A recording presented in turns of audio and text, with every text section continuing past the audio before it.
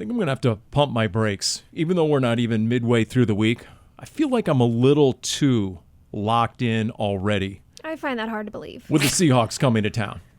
And it's comments like that where I just get even more locked in over here. Cardinals Underground, brought to you by Pacific Office Automation. Got to remind myself to pace myself. Comments like that certainly don't help. Comments on Twitter where it's already in my head. It's already mental that Wise Guy Trivia is coming up, and it's been Paulie pathetic all year long. In fact, one smart guy on social media said, hey, Paul, you know that list of incompetence and ineptitude? Ooh. How many losses are you going to take before you add yourself to your own list? Too far. You have 2 wins. What more does he want? And then he brought up the Bears, and I said, well, yeah, Matt Eberflus and the clock management certainly could. But Tyreek Stevenson is already on the list of ineptitude. And then, Danny, you brought up he deserves to be on there again? Yes. When the Bears are playing the Lions on Thanksgiving, there's a clip where running back Jahmyr Gibbs is pushed out of bounds, and as he's maneuvering his way behind the official in front of some of the Bears players on the sideline, it's hard to tell, but when it's slowed down, you can see that Tyreek Stevenson puts his foot out to trip Jahmyr Gibbs, who, when he gets up, takes his towel and throws it in his face like a penalty flag. Because it can always get worse, it does. I would just like to say that I can't believe you're just now trying to work with the locked in. Danny is super locked in. I don't know if you've heard this, Paul. No. But in our weekly picks, Danny went undefeated. Hang on, please. What? What? Are you serious? I took a page out of Polly Props's playbook. Okay. No way. Kind of clean up. Oh, no way. You just clean up over here. A clean sweep is what you busted out over there. Okay. 15 for 15, ladies and gentlemen. Wow. It's time I start caring again, and I really lock in. I was like 18 games behind Darren. So what fans bring to the final game of a playoff series when they're about to sweep, they bring the broom. Danny just busted that out after a 15-0 performance in Week 13. I'm very impressed with myself. That's a golf clap. Thank you. That's certainly a golf clap. That is really well done. Okay. All right. Thank you. If I could throw a challenge flag, I would, just for, make absolutely sure there's no funny business with the numbers in there. Sort of like I only half-jokingly threw out there, if they want to assign one of those random drug tests to Leonard Williams this week, it's just a thought. Okay, you can edit that out a little bit later. We'll get to the big cat and the overwhelming. You have props. We have props. The overwhelming key to the game. I didn't bring any props. Is going to be Leonard Williams. There is no doubt about that. So we'll get to that a little bit later. First off, give me a word on Minnesota. Oh, man. You thought everything was going the Cardinals' way when you got off the team bus and it was 7 degrees, and you realized, wait, this is climate control. The elements are not going to be a factor. The fans were actually booing the Vikings late third quarter. It was most definitely going the Cardinals' way until it wasn't. Until the fourth quarter when the Vikings and Sam Darnold turned it on. Is there any sort of lesson to be learned? You always, nothing's going to change the L, but it's the third youngest roster in the NFL, Darren. Is there a lesson to be learned on any front? Score touchdowns. Thank you. And that'll do it for this edition of Cardinals Underground, brought to you by, 1 for 6 in the red zone. If you think about it, if they get one of those 5 field goals into a touchdown, heck, if Chad Ryland just goes 6 for 6, they win. If the touchdown isn't called back because of a penalty. If Chad Ryland could have done what Danny did in the picks, yes, and be perfect, the nerve of that guy. I'm not going to lay it at his feet. You've got to get it in the end zone more, or his foot. Well, there you go. Ultimately, that's why I struggle a little bit with getting too over my skis. I understand there was a lot of anger after this one because of the way it went down, but they did a pretty nice job all the way around. Yes, you wish the defense would have gotten a stop near the end. There's some things you could talk about with whether they should have gone for 2 or maybe gone for the touchdown. And if we want to talk about the Greg Olsen point that he made about going for the touchdown late, that might be interesting we can touch on, because I hadn't thought of it that way, but now I have. But ultimately, you got to get it in the end zone more often. You got 1 touchdown since the bye. That's not good enough. And if you weren't 1 for 6 in the red zone and struggling the closer you seemingly got to the goal line, then maybe you are more apt to go for it on 4th and goal from the 4. If you have that sort of confidence, if you have that track record already of dictating to a defense, but especially in that 4th quarter, it definitely seemed, in fact, I'll see the 4th quarter of the last 2 games. The Seattle defense and the Vikings defense has dictated to the Cardinals offense. And they've been very effective at speeding up the game in key moments, speeding up operation, speeding up Kyler Murray. In terms of going for the field goal instead of the touchdown that close to the end zone, Arizona's defense had played well up until just that back half of the 4th quarter, which is really when Minnesota's offense just picked up steam. So when you're looking for maybe something that went into that thought process, the defense had done a nice job keeping Minnesota out of the end zone and having confidence in your defense there.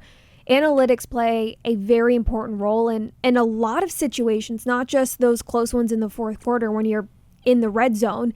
Analytics don't take into account, though, the feeling going on around the bench. What are your players on offense and defense feeling and seeing? Where is your quarterback and your offensive line feeling the pressure from and the plays that they want to call and they feel confident in calling? How is your defense looking? There's so many things that go into just simply the analytics say to go for it. And I understand so many things go into the analytics being willing to tell you to go for it. Hindsight is always 20/20. And just so everyone knows, there was plenty of debate on the Cardinals sideline. It wasn't a slam dunk. I mean, they talked about it at length, and then there was a timeout by Minnesota, and there was more discussion. So, look, it was a robust discussion, and they decided to go ahead and kick the field goal and put it on the defense. And I don't necessarily have a problem with that because you do make the Vikings go the entire length of the field. It's incorrect to say you make this Vikings still have to go the length of the field to kick a game-time field goal because they don't. They only have to go to your 40 essentially because it's indoors and that guy can launch a 58-yard field goal. Well, there's 2 points here. One, and I mentioned the Greg Olsen thing. He said on the air, which I had never really thought about, which is why he would go for it. He's not saying they absolutely should have. There is a debate, but he's saying one of the reasons I would go for it in that situation is if you go up 6, you are forcing the other team to go for the touchdown, and you essentially let them be free. There is no consideration on 4th downs because you got to go for it every time. You have 4 downs to get 10 yards, whereas if you go for the touchdown and don't get it, and they have a chance at 3, then they're more apt to kick the field goal on 4th down instead of going for it. And as it turned out, yes, they would have been in field goal range, but there was a 4th down that they forced them to. And I will even go back to the 4th down play. I know people were complaining to me about how can Justin Jefferson be that open and everything, and they played mostly zone.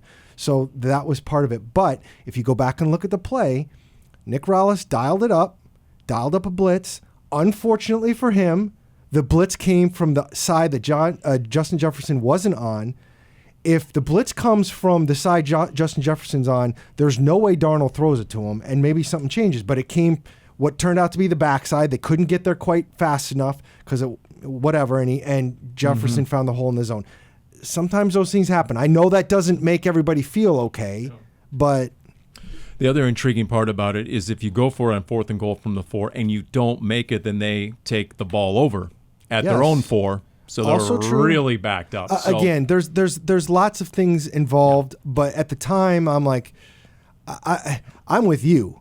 The way the offense was operating in the red zone, 4 yards could have been 40 for this offense. I didn't feel great about going for it there rather than taking the points. That's kind of how I was looking at it, and they may have been too. To me, you hit zoom out here for a minute. It's the last step in the process of becoming a winning team, a winning organization. Is you have to win the close ones. That's what the NFL comes down to so often. Right now, the Vikings are 7-1 in one-score games. You can be close on the scoreboard. It doesn't always mean you're close to winning. As a team, as an organization, you have to win the close ones. That's the last part of any sort of rebuild and reset, is being that team that can pull out close wins. 3 years ago, when the Vikings had that banner season, they were 11-0 in one-possession games. So that's where the Cardinals, to me, have to take the next step. The argument to counter that, they've done that a handful of times this year. Yeah. 49ers, Dolphins, True. Chargers. Yep.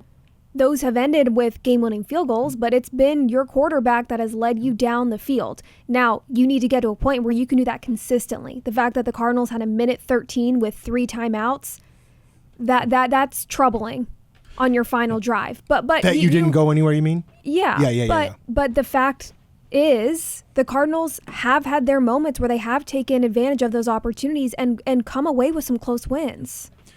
And honestly, that's another point to go ahead and kick the field goal. You still got the ball back with a $113 and 3 timeouts. Yeah, I mean, it was all right there in front of you to have your own game-winning field goal drive. Even when we talk about what wasn't done, not going for 2 or not going for the touchdown at the end, when I look at this game and I think to myself, what was the difference? I don't think of the bad interception by Kyler Murray in the middle of the game where he tried to throw it out of bounds and couldn't. I don't think of the last possession. I don't even think about the 4th and goal at the 4. All I can think about is that intentional grounding, which cost you a down and 15 yards. Yep. That's what I think of. Because you had it 1st and goal at the 5, and then you got the false start by Tip Ryman. 1st and goal at the 10. The debatable false start. Yeah, the first, I never did see the replay. Was it? Well, I haven't seen the whole replay. I've seen the clip on Twitter, which only shows Tip Ryman and Paris Johnson and why am I drawing a blank on the left guard? Evan Brown. Evan Brown. Okay. And clearly on that, it's a terrible call. Clearly, the Viking guy goes over the line of scrimmage, and Tip responds to that. Now, somebody yelled a Froholt might have moved, which is why the Viking moved, which is why Tip Ryman moved, and maybe they just called the wrong person. I don't know. I haven't gone back to look at that. But again, you were faced with a 1st and goal at the 10, which that happens. First and goal at the 10 happens. You can do that. It's when it's 2nd and 25. For a second, yeah. Because intentional grounding costs you the down and 15 yards. It's like you got sacked wherever you threw the ball, and he had gone so far back. Yeah. So, by the way, the best news this week would be no silent count, hopefully, for the Cardinals' offensive line. That would be the best news this week. 2 games in a row, you had to go in and you had to go against some pretty exotic and aggressive defensive fronts, and you had to operate in the silent count. And, look, you had different sorts of struggles in both games as an offensive line. Although when you look at the performance overall at Minnesota, they had the number 1 rushing D in the league. And the Cardinals went out there and they ran for $154, 5 yards a carry. James Conner didn't have over 100 scrimmage yards, which means the Cardinals are now 1-5 when JC doesn't. But he did end up with 68 yards rushing, again, against the number 1 rushing D in the NFL. So in terms of a run game, it was there. In terms of the pass protection, for the most part, it was there. I mean, you had a top 5 team in sacks. So the coach is challenging the offensive line to be better from the Seattle game to the Minnesota game. That happened.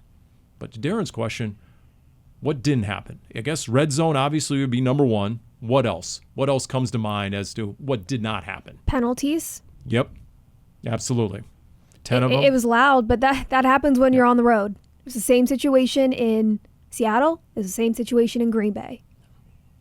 No doubt. And then I would just say when it was 19-6, all of a sudden, Sam Darnold, the urgency kicked in, the intensity. I mean, all of a sudden they started getting chunk plays. It was just a different Vikings team after the Cardinals took a 19-6 lead. It was almost like Harrison scored the touchdown and the Vikings were like, oh, wow, we might lose this game. Yes. That's what it felt like. The struggles for Arizona offensively felt less about what Minnesota was doing, who was boasting the number 1 run defense, generating the most pressure.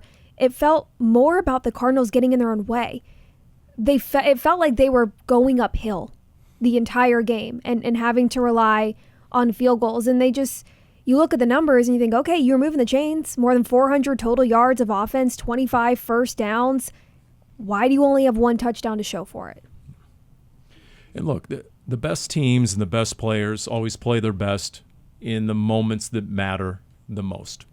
And that was the Vikings in that game. Now, what's interesting is, I'll share with you guys that after the game out on the field, you could overhear Vikings players telling Cardinals players and coaches, you whipped our tail. you could hear them saying, a couple of them said, we'll see you next month, meaning in the playoffs. So there was this air that the Vikings knew they pulled one out, and the Cardinals, for at least 3 quarters, had been the better team. Well, part of that, the interceptions, which we haven't really talked about, the 2 picks. Those are game changers.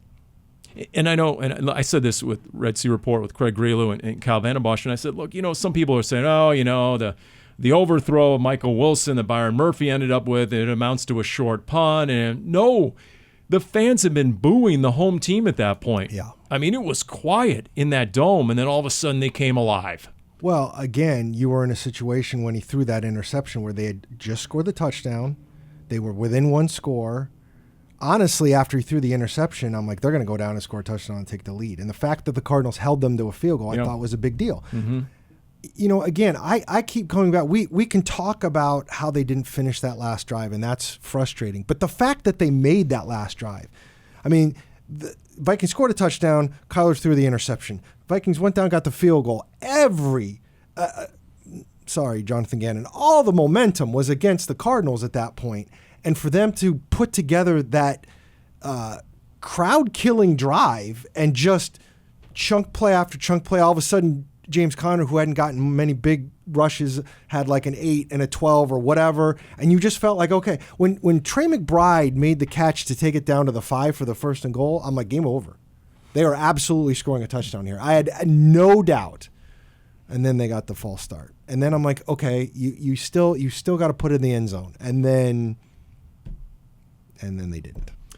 I mean, think about it. The field goals came on drives of 11, 11, 12, 10, and then 16 plays. That final drive Darren was talking about there, 16 plays, nearly 8 minutes.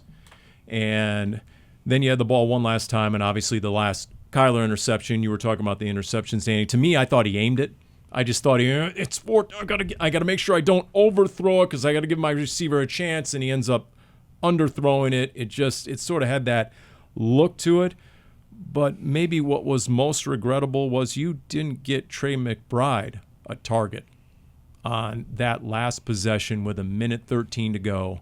And I mentioned this to Wolf and Pasha. It was middle of the second half, and Pam Oliver, the all-time greatest sideline reporter of all time, right, the legend, walks by, points to 85, and says, he's really good. Sort of like half smiling, like we all knew it, but man, other people from other teams are finding out how good Trey. And to go become the first NFL tight end in league history to have back-to-back 12-catch games. Yet I'll say the same thing I said after the Seattle game. He easily could have had 15, maybe should have had 15 to 20 catches. He was so open so often. Should have more than 0 touchdowns, Paul. Yeah, I guess that kind of goes unsaid, doesn't it? That's it's no comprendo at this point. She just said it. It's a very interesting question mark. McBride is without a doubt the most reliable receiver on this offense. It's been said by the coaching staff, the passing game runs through Trey McBride. He's got 73 receptions on the year and 0 touchdowns. He's not even being targeted in the end zone. That's the question mark here. Is McBride is the reliable weapon to move the chains and get down the field and put yourselves in the 20s, and then he's not the go-to player. I don't like forcing the ball, and that's not what I am suggesting here. It's a question, though, of why is McBride the go-to player up until you are right outside the end zone, and then it's not him? It is a great question. And honestly, it's right there in front of our face, is it not? It's sort of a simple question. You went 1 for 6 in the red zone. I think everyone agrees. That's probably the first and foremost reason you lost the game. And yet your playmaking, record-setting tight end has yet to have a touchdown catch all year. It would seem if you're looking for an answer to that, it would be Trey McBride to your red zone woes. So what is it? I mean, if we go back and look at the film, are they jumping him? Is it double and triple teams? I know, just talking to Trey a little bit during the week, not talking about the red zone, just in general, he notices eyes on him at all 3 levels. He's getting hit by ends. He's hitting. I would hope so. But like 3 different guys on one play from 3 different levels are putting their attention on him, yet he's still getting open. Well, again, he's super talented, and obviously Kyler's looking for him. He's getting a bunch of catches. The end zone thing is kind of interesting to me. We were talking about, okay, red zone is one thing, but the red zone goes all the way out to the 20. Up until a couple games ago, we're talking about a team that was 16 for 16 in the red zone. So even if they weren't throwing it to him, they were getting in the end zone if they were close enough. So I can't argue that part of it. I think the 16 for 16 was goal to go, though. Goal to go. Yeah. You're right. Okay, goal to go. But still, that's being close enough. Right? Sure. Like if you're at the 18-yard line and it's 1st and 10. Yep. But I don't, I guess my point would be, it would be more recently where like, okay, if I'm struggling, maybe I start looking in that direction or I try. And I don't know what they were doing defensively necessarily. Like, I'm trying to think of what happened. You want them to score, and they had those long drives, but where were they ending? Like, one of the field goal drives, you got to throw out because, quite frankly, the way they played it, it was the end of the first half, and they got close on the last play, and then they just ran the clock down. They didn't decide to spike it and try one shot in the end zone.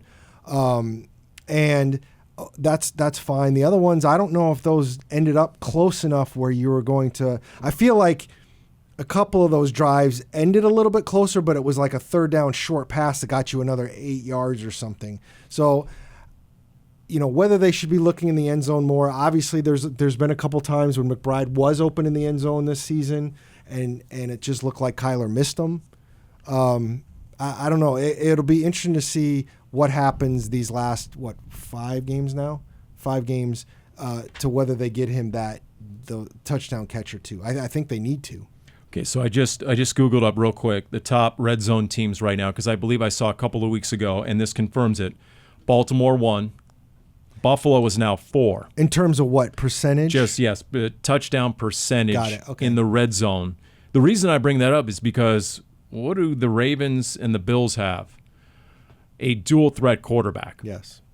And to me, a big dual threat quarterback. You want to talk about Josh Allen? That's true. You can run quarterback. Look at how the Colts won quarterback power with Anthony Richardson, right? I get it. You're not running quarterback power with Kyler, but the threat of his legs, and we've talked about this his entire career, it should make the Cardinals a very formidable red zone team because you have a quarterback who can run a 4-3, and if nothing else, boom, he takes off for the pylon. Omo, could you clip that? Paul is saying that he wants a lateral to Kyler like they lateral to Josh Allen.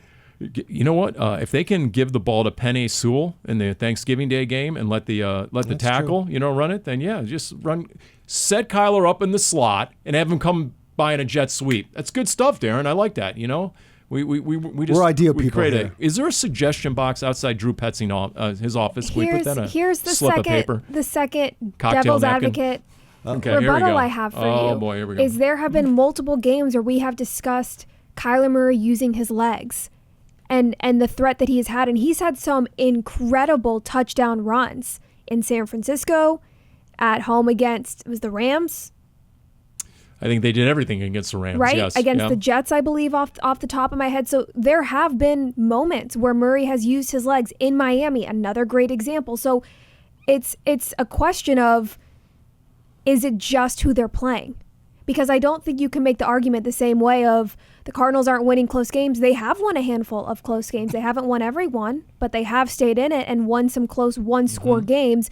Murray has had some games where he has looked really good using his legs. It hasn't been consistent. And is that because of something that he is desiring? I think it's less of that and more of who they're playing and how the game is being dictated. If the run game is not there with somebody like a James Conner or a Trey Benson, I don't want to force it with your quarterback. And you know what? To that point, we were talking about this earlier. Look at the last two defensive coordinators the Cardinals have gone against, in Mike Macdonald and Brian Flores. Are there any more creative defensive coordinators in the game today? Probably not. I mean, honestly, you might put Nick Ross and Jonathan Gannon in that top that's five. true. If you're going to count on one hand, you probably put the Cardinals, considering what they're doing on third down, known pass, and also, a lot of. You talk about Kyler running the ball, and you're about to face the same defensive guy that stopped him from getting what seemed to be an automatic first down on that fourth down in Seattle. So, and again, to Danny's point, things that were happening earlier in the year and some of the successes and some of the areas we're citing now. Do you need to adjust to the adjustments as an offense? Do you need to adjust to what, for example, on the interception fateful pick in Seattle, where Devin Witherspoon was in the flat to meet Kyler Murray, who's trying to run for the first down. Guess what? That's an adjustment by Mike McDonald because they knew the tendency of the Cardinals in those high leverage moments to give Kyler the ball and let his legs do the work. And so, okay, some of these teams are adjusting accordingly. Now, do you need to make some wholesale changes yourself or at least start to keep defenses honest in a different way?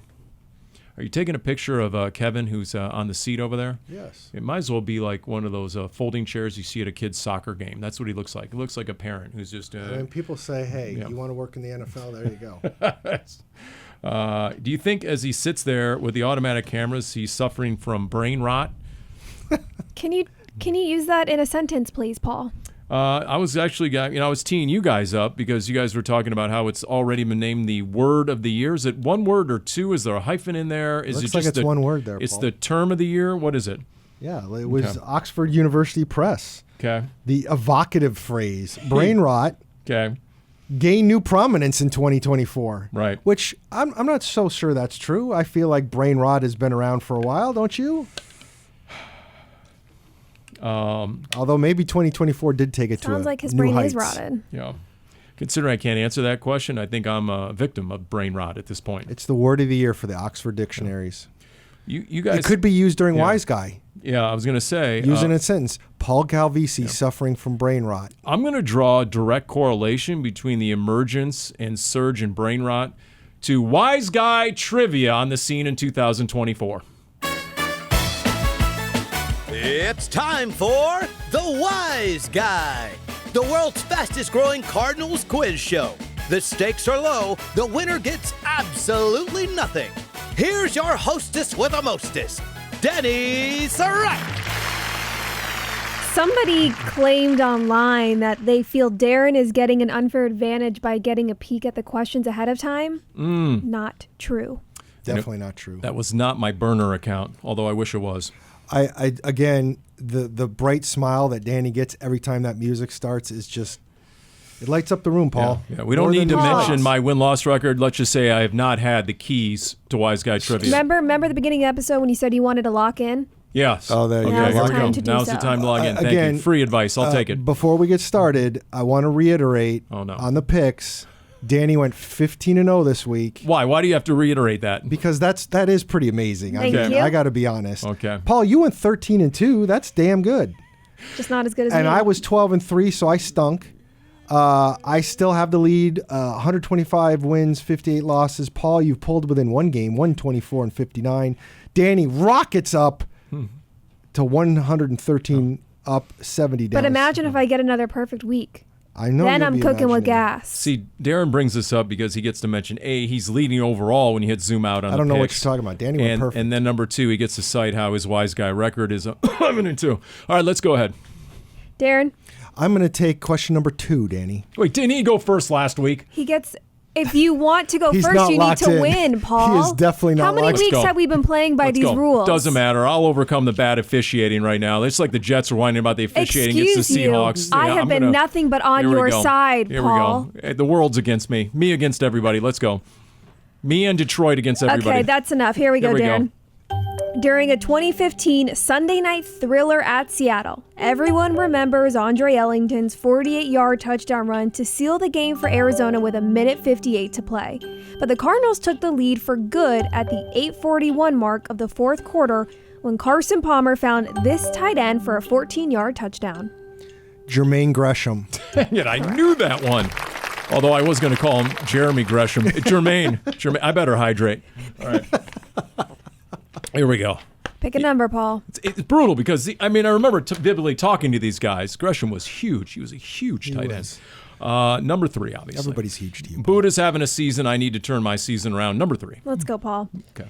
The Seattle Seahawks mascot made his debut at the Kingdome in 1998. Okay, I'm getting a mascot question right now. And takes his name from this popular football term. Oh, no.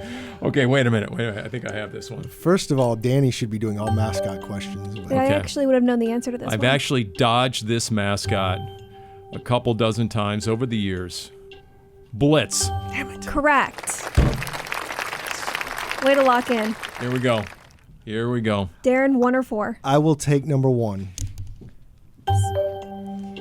After playing 5 seasons with the Cardinals, this wide receiver ended up with the Seahawks and scored 7 touchdowns over the course of the 2017 and 2018 seasons. Hint, he was a Tiger in college. A Tiger in college who scored 7 touchdowns for the Seahawks. Wow, I am drawing a blank. Wait a minute. Say it again. They were talking to my ear. It's not even your turn to steal yet, Paul. Okay. Would you like a reread? Sure, I'll take a reread. I'll even let Darren buy himself some time. There we go. Which he obviously desperately needs. After playing 5 seasons with the Cardinals, this wide receiver ended up with the Seahawks and scored 7 touchdowns over the course of the 2017 and 2018 seasons. Hint, he was a Tiger in college. Oh, my Dude. goodness. Oh, yeah. Andre Roberts? I know that's not him, but He made the team as an undrafted rookie out of Clemson. oh My crap. goodness. Oh, I know. And who I it can't is. remember And I his can't- name right he now. He scored 7 touchdowns? It wasn't Trent Sherfield because I he know who was it from is. Vanderbilt. I know I'm not going to get it, but I'm going to answer after he's wrong. It was Isaiah Stanbush. Jerron Brown had 7 Yes. touchdowns? I was going to say Jerron Brown, but then I thought, no, there's no way he had 7 touchdowns. We won't give you the point, but that is correct. If I can tell you Son guys, of a biscuit. If I can tell you the guy's entire biography, but I can't tell you his name, does that? Should I get like half credit for that? If I'm going to tell you the guy's whole player we history. went over this last week. We do not give half points on I Wise mean- Guy. I mean, I could literally write the guy's bio, but I don't remember his name. I can't believe I missed Something that. inherently unfair I about should have that. just guessed what Okay, I thought. here we Here's go. your next. Paul, you could win it Okay, on this. I could. I've You're said right. it to you once, Okay. and I'll say it to you Lock again. in, Paul. Lock in. Okay, Karma. What did I say to begin this podcast? Finish drives, finish games, finish the season, finish Calvisi. Here we go. Jinx. After playing in 45 games over 3 seasons for the Cardinals, this class of 2020 Pro Football Hall of Famer finished his career by playing 7 games with Seattle in 2009. Who is it? Well, okay, that got a little confusing. Okay, here we read go, that here we again. go. I know the answer, Danny. Here we go. After playing in 45 games over 3 seasons with the Cardinals, this class of 2020 Pro Football Hall of Famer finished his career by playing 7 games with Seattle in 2009. Okay, I know Jerry Rice finished his Hall of Fame career in Seattle, obviously. Oh boy, John Abraham. Edgerrin James. Darren has stolen the point and stolen the win. I thought for sure you'd get that one. Edgerrin James played for the Seahawks? You don't remember that? Do not remember that. Man. Kidding me? I can't believe Jerron Brown had 7 touchdowns. Should we do the tiebreakers just for fun, even though it's the final time playing No, the Seahawks because no this one's year? having any fun right now. Oh, okay. You're right. News to me. I told you. It sounds like we're doing the tiebreaker. You've Okay, been what's the overruled, question? Paul. You guys know the drill. Closest to the number wins. Yep. The Space Needle in Seattle features unique architecture. It has just 6 floors. Based on its height, the structure would be equivalent to how many stories? Oh, that's Are you kind of a good Googling one. on your laptop? No, I'm all right. I've never gone in the Space Needle. I've stood in front of it a couple times. Both times the line was like 2 hours long. That's a non-starter. So let's see here. I'll say about 87 stories. Oh, I said 42. 60. I don't know who's closest. That's math to Darren. do off the top of my head. Barely. Darren's Brian's close. closer. Yeah, we. Okay. All right. There's There a we go. tiebreaker number 2 if it was needed. If anyone's... How would we need a second tiebreaker? Oh, here we go. I'm glad you asked. Almost like I did all this work. I want to bring this stuff It up. says if needed on my paper, and it feels very needed in this moment. How many career touchdowns did Larry Fitzgerald score against the Seahawks? I remember the last one he scored. It was straight through the face of KJ Wright. He trucked him right at about the 5-yard line. Yeah, that was a good play. Touchdowns against the That was a shovel pass. Seahawks. I'll say his number, 11. I said 22. 13. Oh, okay. Ooh, Paul took no that joy was, in that. Well, that was they- a rough week. They had good defenses, for a lot of Oh, Larry's that's a good career, point. That you was know what I mean? stupid of me. That was. By the way, speaking of Seattle, and so we can all feel better about ourselves. Did you see the 2 headlines in the New York papers, the back pages after the Seahawks pulled it out? This is going to be Danny's favorite subject. The Old Man and the Seahawks, with a picture of Aaron Rodgers, who's about to turn 41. I think he did Why yesterday. would you bring him up? And then there's the other headline was, "This is getting old." Picture Aaron Rodgers in another L. So that was as Seattle pulled it out. Their third. So the Seahawks this year have won 3. They lost 5 out of 6, and now they've won 3 again. They have the Cardinals, they have the Vikings, and they have the Packers in the next 3 games. It's rough. So I think, you know what? This is the start of their next 3-game skid. That's what I'm thinking here. Their next streak of 3. Cardinals get the win in this one, and guess what? They would Don't they have to play both those teams at home? I don't remember. Yes, they are at home. Yes, Vikings and Packers, both at home. But look, just to underline the importance of this game and how it changes everything, if the Cardinals beat the Seahawks, they officially would be in first place because of a better division and conference record and a better head-to-head record against both the Seahawks and the Rams. It's tough sledding if the Cardinals lose to Seattle. This is because also true. You are 2 games back from your overall record, but you're really 3 games back because Seattle would have the head-to-head. So even if you tie in the overall record, the division record, Seattle would have the tiebreaker over the Cardinals. So then you're starting to look at the wild card and being in the hunt to make the playoffs. That's tough in the NFC right now, and that's a big circle on the NFC North because you've got the Lions in first with 11 wins, and then just behind them, Minnesota has 10, Green Bay has 9.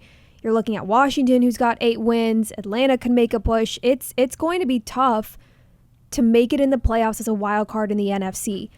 So while every game and every win really does matter, these divisional opponents, this game specifically, not even talking about the upcoming divisional games you still have against LA and San Francisco, this game Sunday against Seattle holds a lot of weight for how the rest of the season could look for the Cardinals. Is there a euphemism for must win that we'd be allowed to use? And because the Cardinals, none of the players or coaches are going to call it that. No, they're not. It's the most important game because it's the next one. Yeah, but they know. I mean, you guys were in that locker room, and you could hear Jonathan Gannon hint towards it on Monday. I think there was actual anger. It went beyond just disappointment. I think there was anger in blowing that 19-6 lead. So not only do you need to be locked in, I really do think you'll get a very locked in and, dare I say, angry Cardinals team in Week 14 coming out against Seattle. And look, Seattle has a knack for pulling out games. Geno, in that game, that's his 11th game-winning drive since he became the Seahawks starting quarterback in 2022. He played a very efficient game against the Cardinals 2 weeks ago. Jets gave the Seahawks a lot of breaks. The Jets had 4 defensive penalties on that game-winning drive by the Seahawks. Sigh. So at the same time, the Seahawks special teams were a disaster. They fumbled 3 kickoffs, lost 2, gave up a 99-yard kickoff return for a touchdown by the Jets. They were saved, A, by Geno and his prowess in those late-game situations, and B, by the big cat Leonard Williams, who had the 92-yard pick six, who, by the way, Mike McDonald told the radio crew on Monday that the next-gen stats of the chip in the old shoulder pad said that the 6'5", 310-pound D lineman exceeded 17 miles per hour on that 92-yard pick six return. How fast do you think you could run? I was just going to ask the same thing. It's not relevant to anything. And how about when you were the star safety at your high school? Nobody wants to hear about my Ronnie Lott stories and how they're still talking about my game against Gunderson. He was the first player since 1982 with multiple sacks in a game, too, the pick six, and a block kick in a game. He blocked an extra point just for...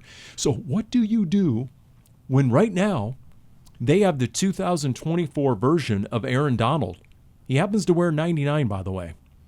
You have a backup right guard. You have a left guard that Leonard Williams proved he knew pretty well from their days together in Seattle. So if you have an old Aaron Donald game plan as an offensive line, you might want to dust it off and employ it this week. This sounds like the perfect opportunity for rookie tight end Tip Ryman to have a comeback game after in Minnesota having multiple pre-snap penalties, because you're going to have to give a lot of attention to Leonard Williams, who wrecked the Cardinals 2 weeks ago in Seattle. That's going to require a lot of attention. I would expect to see a lot of 12, 13 personnel, having a lot of tight ends out there to help give you some blocking help. It's all going to come down to the trenches and winning the line of scrimmage. Arizona's offensive line got beat by Seattle. It's that simple. They got outplayed and outstrengthed by that defensive line, and you cannot let that happen. The Cardinals have to be able to run the ball, which they were not 2 weeks ago, just 49 rushing yards, And that derails the whole offense, as we have seen before this year. The Cardinals were able to run the ball against a very good run defense in the Vikings. And while every team is different, you've got to be able to carry over some confidence that you've done it against a tough defense this past week, and you need to be able to do it against Seattle Sunday. Quick point of contention. I'm not sure dusting off any plan for Aaron Donald, given what Aaron Donald did to this team for so long, is that's not gonna. Let's do a new plan. Yeah, not gonna enhance your chances. Is that what you're saying? I will say I hope playing at home makes a big difference for them, and maybe coming off the bye when they did in Seattle maybe made some kind of difference. You're looking for trends too. The way you were with their record, Paul, is after the stinker of the Commanders game, Cardinals came out ready to play in San Francisco against the 49ers. Yeah. After the bad loss in Green Bay to the Packers, you come out with a win against the Chargers. And they just got 400 plus yards against a better defense than Seattle's. Now, Seattle's defense is playing much better than maybe its stats show, but the Vikings are really good defensively, and the Cardinals did damage. Hey, maybe the best news is the Cardinals' O-line doesn't have to deal with the silent count, or you wouldn't think they're going to have to deal with the silent count. We'll see, but to go against those two defensive coordinators, Leonard Williams, and then a top 5 sack team in the Minnesota Vikings with all those different disguises and exotic blitzes, and the way Brian Flores likes to dial it up. And then when a defensive front gets that little extra edge when an O-line has to go into a silent count, maybe that's all the Cardinals need as an offensive line to have a much better game against Seattle. On the other side of the ball, when you're looking at the defense, Cardinals defense had a little bit of pressure, 5 sacks. They also had a handful of situations, and it was raining, so the field was a little wet, where Geno Smith escaped, which should have been a sack and some pressure. And that makes me excited, although I do not like to put unfair expectations on young players. Makes me very excited to see what rookie defensive lineman Darius Robinson can do in his second game. There was one play where Darius Robinson got sucked inside and Sam Darnold, he broke contain and he got out for a nice scramble. And I know 56 was culpable of that. Robinson was he required a double team when LJ Collier got the sack on Sam Darnold as well. Yep. And that was probably a standout moment. You're right. I love when he said in the game, after the game, he goes, "I'm a game changer and I didn't change the game." I love that thought process about being confident enough in yourself and also understanding what you might not have accomplished. It's early. I mean, we're gonna be dissecting and splitting hairs on both first-round picks for a long time. Marvin Harrison's been a storyline again this week, once again, in terms of how much he should be doing or is doing or all that stuff. But Darius Robinson, I think, is only going to help, and he's only going to play better, and I like the fact he's going to have a couple games here at home. And again, when you talk about this game, if you win, you essentially control your own destiny. If you win out, you're winning the division. And you might be able to go 4-1 and still win the division because of what you mentioned with Seattle. So this is just such a huge swing whether they win or lose this game. Win or lose, this will be the turning point in the season. And once again, Seattle's offensive line is not exactly an area of strength. Geno got sacked 4 times against the Jets. And now if they have to go into a silent count, so translation, Red Sea, Bird Gang, you better bring it, okay, on game day. Make Geno and that offensive line go into the silent count so the Cardinals can get after him. Darius Robinson, he had 22 snaps, right? And a lot of it, from what I could discern from the sideline, was, second and obvious, third and obvious passing situations. So if my understanding of the plan is correct, reading between the lines, he's going to get significantly more snaps in this game.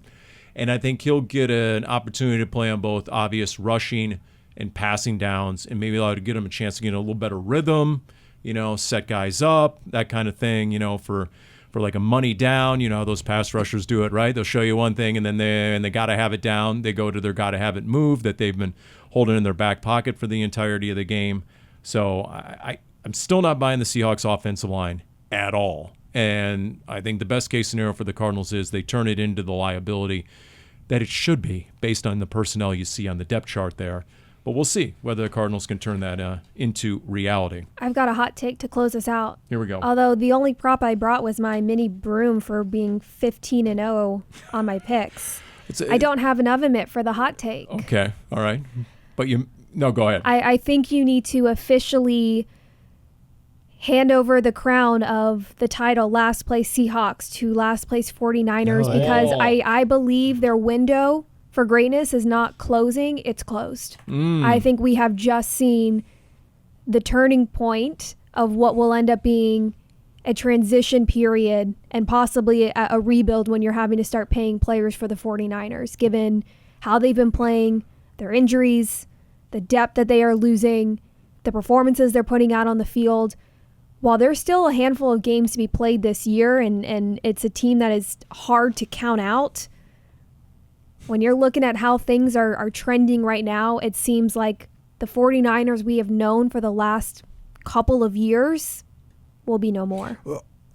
Were you thinking this anyways? Did you feel it harder when your number 1 overall pick, Christian McCaffrey, seemed to go down for yet again? We're not even talking about the fact that I have Brock Purdy in another league, Darren. So yes, thank you. You know, I was the first person eliminated in that family fantasy league because I thought you dominated that league usually. I'm in 3 leagues. Yes, I do, but I had the first pick, and I took Christian McCaffrey like a fool. When you held the That better draft, be clean. Dani, when you held the draft, he was already injured, correct? It was not known the severity of the injury or how long he would be Yeah, at the out. So beginning of wipe the that year- smirk off your face. It was you all. already buyer beware when you took him number but 1. at the beginning of the year, they kept saying, like, okay, he's going to Yes, maybe because miss you a remember week. then all the Yeah. accusations that they weren't being fully transparent on the injury report. Man, that was a long time ago. Yeah. You're right, though. The Niners, oh, boy. I mean, that's the biggest implosion in Silicon Valley since the dot-com bust, right? So look at that. you were probably about 5 years old Dennis back then, Miller Dani. You know, it was coming in here. Yeah, Dave. All right, so you know what? I'm going to stick to my hot take from going into the Seattle game. What did I say when the Cardinals were alone by themselves in first place? I said not only can the Cardinals win the division, they should win the division. I'm sticking with that. I'm sticking with that right now. Because you get this win against this team that does not deserve to sweep you this year based on what we saw in Seattle with them coming to the AZ. And then, boom, it is imminently doable going forward the last 4 games of the year, including a season finale against the Niners in the AZ where, I don't know, maybe Josh Dobbs might be their starting quarterback by then. All right, ethical question, real non-football ethical question. I have to get to this because it just struck me so. A supermarket worker in Spain was fired because he ate, is that croquette? Yes. On the job, but they were good. It was something. It was some of the food that they were going to toss, and then he ate the croquette, or she, I don't know, and they fired that person. Like ethically, like shouldn't you be able to eat some food they're about to throw away? No, this wasn't the Costanza pulling it out of the garbage, was I don't it? think so. Okay. Look, All as right. It did cross my mind, but I think it was just like, Yeah. as someone who spent many years working in the restaurant industry, Uh-oh. no, they should not be fired. And I'm just going to leave it at that. As a former busboy in high school, Danny's had some croquettes. I did have one of my coworkers, a buddy of mine, used to put in false to-go orders, right? Oh, and this person never even showed up to pick up their food. Fraud. And then, then he would just happen to take it smart. home until the owner of the restaurant got wise and then put a ban on everything like that. Thou shalt not eat any of the food at any time because there was a lot of funny business going on with false orders that would make for food that would be available. What kind of restaurant? Was the food good? It was a Chinese restaurant. It was excellent. Yes, it was. Yes, it was. It was excellent. Yes. it Actually, was I'm very getting good. hungry just talking about all I that. could use an egg roll right now. I worked at a honest with you. sushi restaurant. Delicious. And they was the food you were somebody potentially having at your restaurant? Like, was that not? How do I want to say this? Was it being thrown away, or was it going to be going to waste? Sometimes, yes. Okay. You weren't handing out like a sushi roll with like one less piece. No, I wasn't. No, not eating it off the plate and putting the pieces together so you can't tell they were missing a sushi piece. No. I just, again, ethics. We're just talking ethics. Yeah. That's all. Okay. All right. Honestly, the best part was the bar upstairs. I cared sometimes less about getting the free Oh, we better end this before getting those drinks. Danny I keeps was a college student. Danny keeps incriminating herself. We probably should No, end they this. were well aware. Okay. Working smarter, not harder, Dani Sureck. Danny, did you want to mention your 15-0 record one more time? Oh, thanks for reminding me. I don't know if the people at home knew that I went a perfect 15-0 in our picks this past week. We're getting the hard rap sign right now. That'll do it for this edition of Cardinals Underground, brought to you by Pacific Office Automation.